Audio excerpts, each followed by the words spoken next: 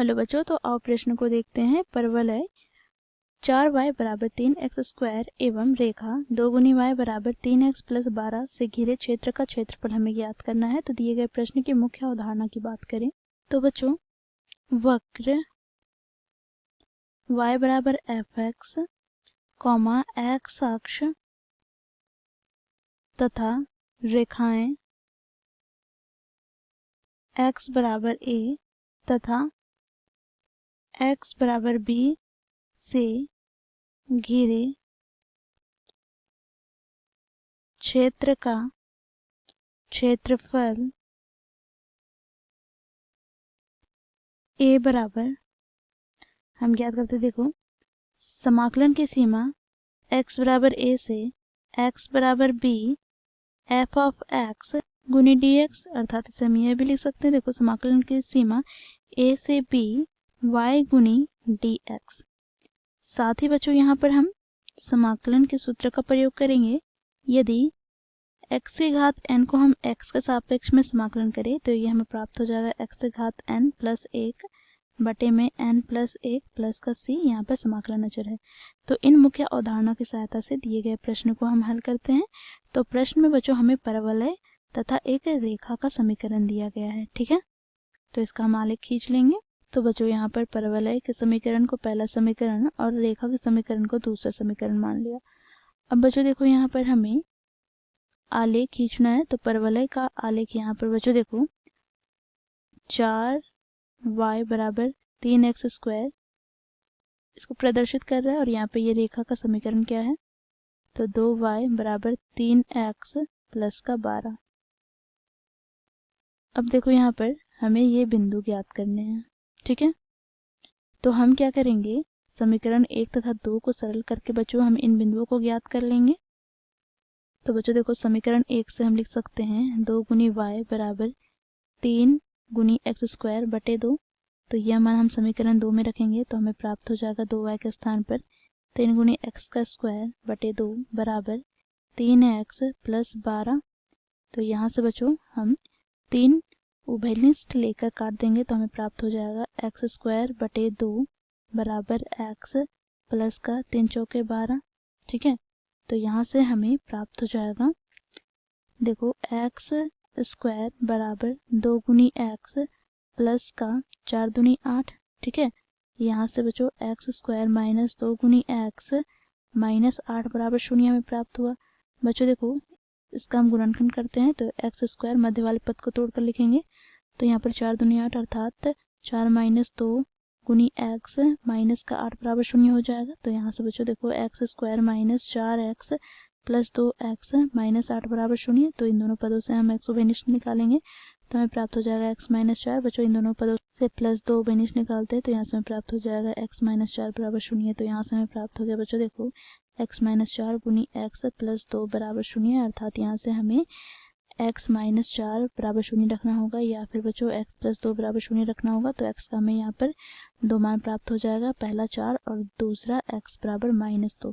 ठीक है, अब बच्चों यहाँ पर हम देखेंगे तो प्रश्न बच्चों देखो, x बराबर 4 यहाँ पर इसे प्रदर्शित करेगा। ठीक है, x निर्देशांक को बिंदु A के, और बच्चों देखो x बराबर माइनस 2 यहाँ पर बिंदु, यहाँ पर इसे हम B और इसे C देते हैं तो बिंदु C के निर्देश x निर्देशांक माइनस 2 होगा। ठीक है, अब y निर्देशांक ज्ञात करेंगे।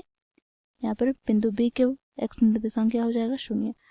अब बच्चों देखो, यहाँ पर y निर्देशांक हम सभी बिंदुओं को ज्ञात करते हैं। तो बच्चों देखो, यहाँ पर हम जब x का मान 0 रखेंगे तो हमें यहाँ पर y बराबर प्राप्त हो जाएगा 12/2 अर्थात 6। ठीक है, और बच्चों देखो, यहाँ पर दूसरा बिंदु यहाँ पर 0,0 प्राप्त होगा। और यहाँ पर देखो, जब हम x का मान -2 रखेंगे, ठीक है, तो -2 यहाँ पर क्या हो जाएगा, प्लस का 4 और 4 से 4 कट जाएगा तो y का मान हमें 3 प्राप्त हो गया। तो यहाँ से बच्चों हमें 3 प्राप्त हो गया, अर्थात c का यहाँ पर निर्देशांक -2,3 है। अब a का निर्देशांक की बात करें तो जब हम x का मान 4 रखते हैं, ठीक है, तो 4 से 4 कट गया, यहाँ पर एक 4 बच गया तो y का मान क्या हो जाएगा, 12। ठीक है। तो इस प्रकार बच्चों हमने ए, बी और सी बिंदु के निर्देशांक ज्ञात कर लिया। अब बच्चों देखो प्रश्न में क्या बोला गया है। तो प्रश्न में बोला गया है दिए गए रेखा तथा परवलय के मध्य वाले क्षेत्र का क्षेत्रफल हमें ज्ञात करना है। अर्थात बच्चों देखो यहाँ पर पीले वाले भाग का क्षेत्रफल ज्ञात करना है। तो यह हम कैसे ज्ञात करेंगे। तो इसके लिए बच्चों देखो यहाँ पर हम बिंदु ए से हम लंबवत रेखा खींचेंगे जो कि एक्स अक्ष का लंब हो, ठीक है। अर्थात यहाँ पर बच्चों देखो इस बिंदु का निर्देशांक क्या हो जाएगा।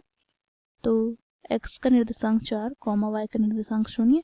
अब इसी प्रकार बिंदु C से हम यहाँ पर x अक्ष पर लंब खींचेंगे।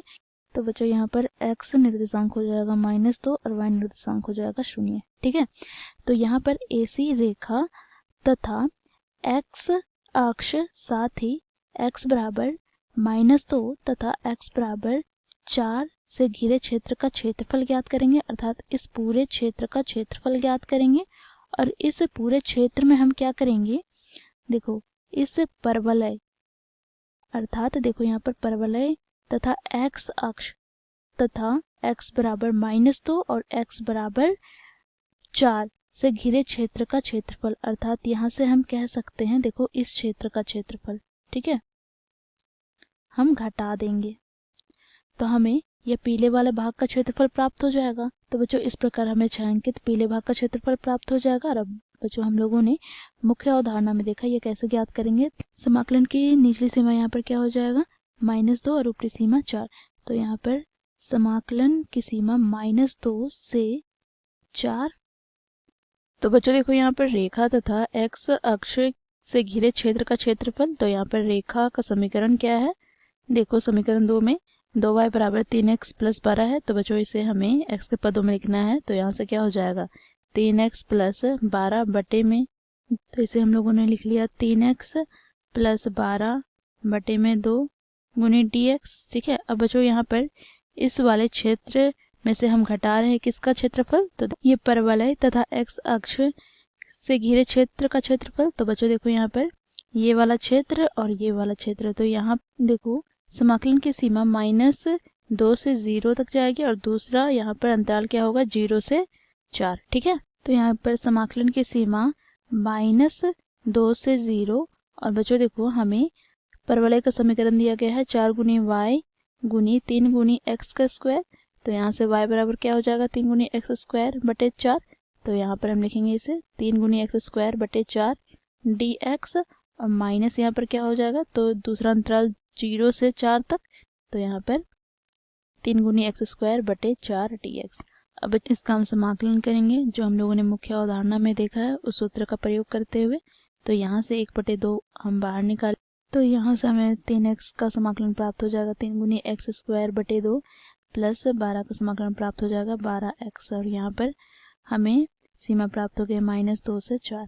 इसी प्रकार बच्चों देखो यहाँ पर 3/4 हम बाहर निकाल लेंगे। यहाँ x स्क्वायर का समाकलन करते हैं तो x की घात 3/3 और यहाँ पर सीमा -2 से 0 है। इसी प्रकार यहाँ पर हम 3/4 बाहर निकाल लेंगे, ठीक है। यहाँ से बच्चों देखो x स्क्वायर का समाकलन हो जाएगा x की घात 3/3, यहाँ पर सीमा क्या है तो 0 से 4। तो बच्चों देखो यहाँ पर हम अब क्या करेंगे, तो x के स्थान पर ऊपरी सीमा रखकर बच्चों माइनस करेंगे हम x के स्थान पर निचली सीमा रखकर। तो यहाँ से हमें प्राप्त हो जाएगा 1/2। यहाँ से देखो 3/2 x स्क्वायर का स्थान पर हम रखेंगे ऊपरी सीमा अर्थात 4 का वर्ग प्लस यहाँ पर 12 गुनी 4 हो जाएगा। अब बच्चों हम निचली सीमा रखेंगे तो यहाँ से हमें प्राप्त हो जाएगा 3/2 गुनी -2 का स्क्वायर, फिर यहाँ पर प्लस का क्या हो जाएगा 12 गुनी -2। अब यहाँ पर बच्चों देखो हमें ऊपरी सीमा 0 दिया गया है तो बच्चों ये 0 ही हो जाएगा, ठीक है। तो यहाँ पर -3/4 और ये 0 और यहाँ पर माइनस का क्या हो जाएगा, अब निचली सीमा रखेंगे तो -2 की घात 3 बटे में 3, ठीक है। अब बच्चों देखो यहाँ पर इसे हम सरल करते हैं तो यहाँ से 3/4, फिर बच्चों देखो x के स्थान पर हम ऊपरी सीमा रखेंगे अर्थात 4 की घात 3 बटे 3 और माइनस का क्या हो जाएगा 0। अब इसे आगे हम हल करते हैं, हमें प्राप्त हो जाएगा 1/2।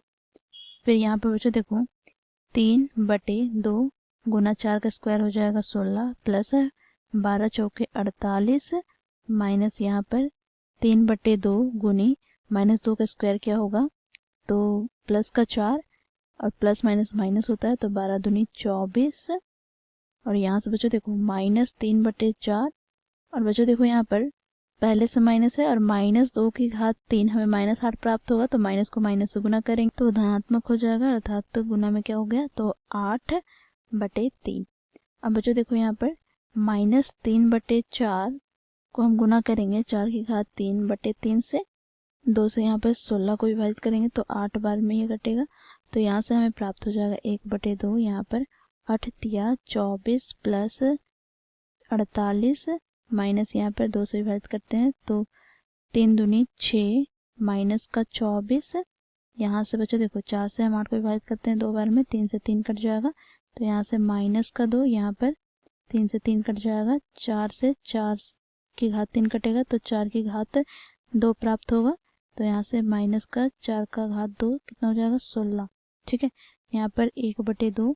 अब बच्चों देखो यहाँ पर 48 और 24 को जोड़ते हैं तो यहाँ से हमें प्राप्त हो जाएगा 8 4 12, हाथ में 1, फिर 3 4 7 72, माइनस क्या हो जाएगा, तो देखो -18, तो -18 को माइनस से गुना करेंगे तो प्लस हो जाएगा, प्लस का 18, यहाँ से माइनस का 18 हो जाएगा। ठीक है, और बच्चों देखो यहाँ से 1/2, अब इसे हम जोड़ लेते हैं तो हमें 90 प्राप्त होगा, माइनस का 18, 2 से विभाजित करते हैं 90 को तो 45। अब 45 में हम 18 घटाते हैं तो बच्चों यहाँ से हमें प्राप्त हो जाएगा 27।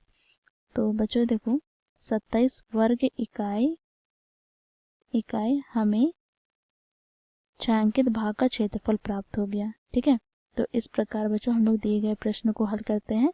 आशा करती हूँ आप लोगों को यह प्रश्न समझ में आया होगा। धन्यवाद।